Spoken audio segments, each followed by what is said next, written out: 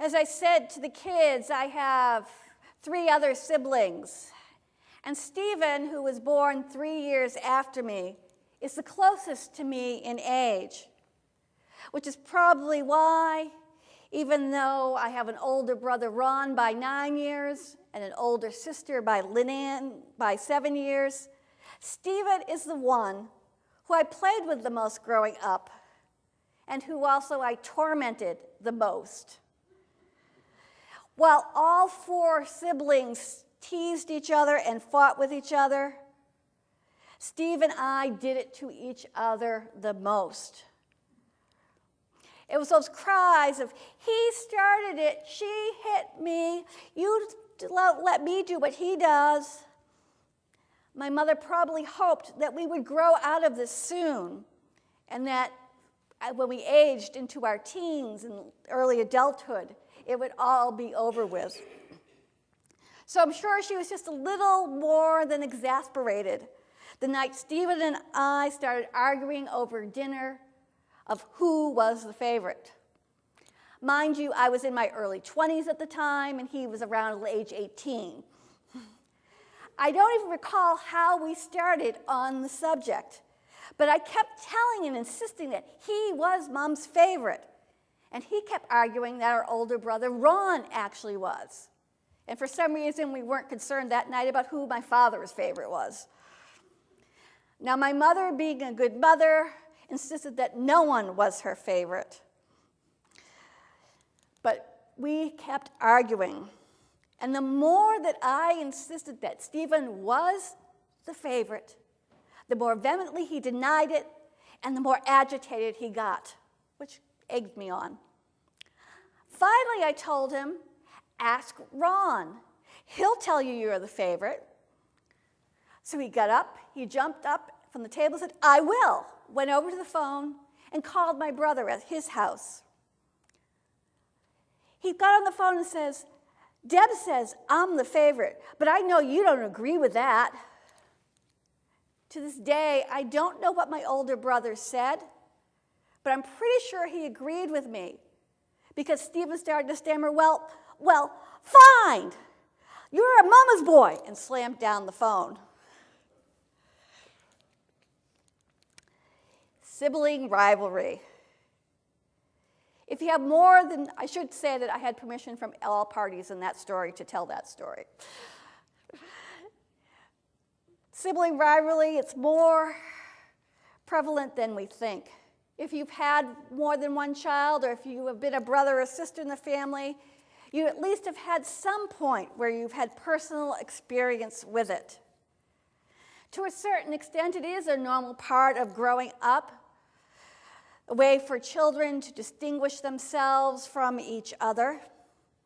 And it's such a persuasive part of human life that even the earliest stories from ancient times are filled with examples of it. They range from the ancient story of twins Romulus and Remus, who founded Rome, through today's sports rivalries, such as coaches John and Jim Harbaugh, who are against each other in the 2013 Super Bowl. Sometimes it is good-natured, such as it is between my siblings and I today. I think we do it more to annoy my mother than anything else. And sometimes it can even result in healthy competition that spurs the siblings to achievement. But then there are those rivalries that provide the plot lines to drama, from Shakespeare's King Lear to the Ewings of Dallas, rife with jealousy and resentment, leading to divided families and broken relationships. The later type of rivalry appears to be the case between Esau and Jacob.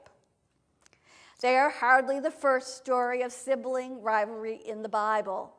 Cain and Abel hold that title. But Esau and Jacob's rivalry seems especially deep-rooted, starting even before they were born. Their rivalry stems in part that they are the opposite from each other, from looks to temperament to even their vocation. Esau is the hunter, and Jacob, the more studious one. And then, as if it needed further stoking, it's fueled further by the fact that Isaac prefers Esau and mother Rebekah prefers Jacob. So it isn't that surprising that when Jacob tricks his older brother out of his birthright, that right is the firstborn to inherit 2/3 of the father's estate, Esau's resentment builds. And a few chapters after today's reading, that rivalry hardens as Rebekah becomes more complicit in driving a wedge between the two brothers. Esau is out hunting game for his dying father's meal at his father's request, when Rebekah assists Jacob in disguising himself as Esau to obtain that final blessing. Esau then vows to kill Jacob once their father dies. And so Rebekah again assists Jacob to go on the run from his angry brother. Now, most sibling rivalries pale in comparison. Then again, no one in this particular family comes off in a great light as particularly admirable or worthy of emulation. Least of all in this, Jacob. Yet the story of Jacob becomes how he becomes Israel, the father of a nation by the same name. He's the one who exploits first his brother's hunger and then his father's blindness and frailty for personal gain. And he's the one who becomes the founding father of the nation that God calls to be a light to other nations. So how can that be? One possible answer is that the reason is unknowable to us. God has chosen to work in this way. God's will is to divide by jealousy and greed two brothers with hatred from their birth, predestining the younger to deceive and trick his way into the position of power and importance in the family. This answer points to the oracle as confirmation, the one given to Rebekah before the two are born. God, for some reason, decided that the younger brother would trick the older out of his birthright and his blessing and bring about two nations destined to be at war with each other. God's will or providence brings about the events in this family's divide, predestined steps that are part of God's detailed plan to the founding of a nation. Yet I have many problems with that. It just doesn't sound right to me, not lining up with my experience and understanding of free will and of God's actions and love in life. God's nature appears to be bent towards reconciling and redeeming, not division. And surely God could have brought about the same results by more benign means, such as Jacob being born first, or Esau giving his birthright and blessing to Jacob in gratitude or love. But at a deeper level, my difficulty with this understanding is what underlies it. That God predestines even the smallest events in Jacob's story, and by extension in our lives and in the world. To me, this confuses God's will and God's providence. God's will is often evoked for specific events, both positive and negative. It's a blessing in God's will that I found that parking space while Christmas shopping. It was God's will that it rain on that picnic. But more damagingly, it's evoked as the cause of both great tragedies and catastrophes, as well as blessings of happenstance. This just doesn't resonate with my understanding of God's work in the world. as if God controls the minutiae so tightly that we have no choice but to act out a script that God has written line by line. Yet I strongly believe in God's providence, that God has intentions and goals for this world and even for us, and that God works within events, nudging and shaping and encouraging us in ways to bring about those ultimate intentions. As one writer states about this, what we can learn about the stories of Jacob and Esau is that the real meaning of providence is not that God has a plan for your life, but that God has goals for the world, goals achieved by writing straight with crooked lines.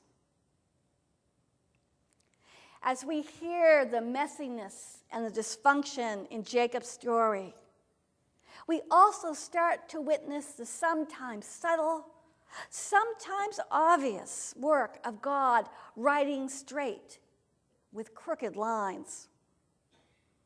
That can be hard to see when we're standing in the moment, and all we can see is that bend or crook in the line. But in hindsight, often we can see God scripting out of the chaos an ending that is good. And I know I need to be reminded of this. When I see reports of the escalating war between the siblings of Israel and Gaza, and within the factions in Iraq, I need to see that even within these, somehow, God is writing straight with crooked lines. When we hear of melting ice caps and droughts of epic length, it's important to recall the story of how God redeems a seemingly irredeemable family to become a blessing. When we experience in our own lives the messiness and pain of broken relationships, it's time for us to retell Jacob's story that assures us in the end God can and will use the messiness of human relationships and will somehow redeem it all out of the muck and disarray. And even in the midst of the ordinary and the mundane, in those day-to-day challenges that life itself brings, we can look back and discover that God has scripted a new story out of similar times and trust that God will continue to do so for us today. We will continue to share Jacob's story over the next few weeks, giving an opportunity to see how God achieves this in Jacob's life.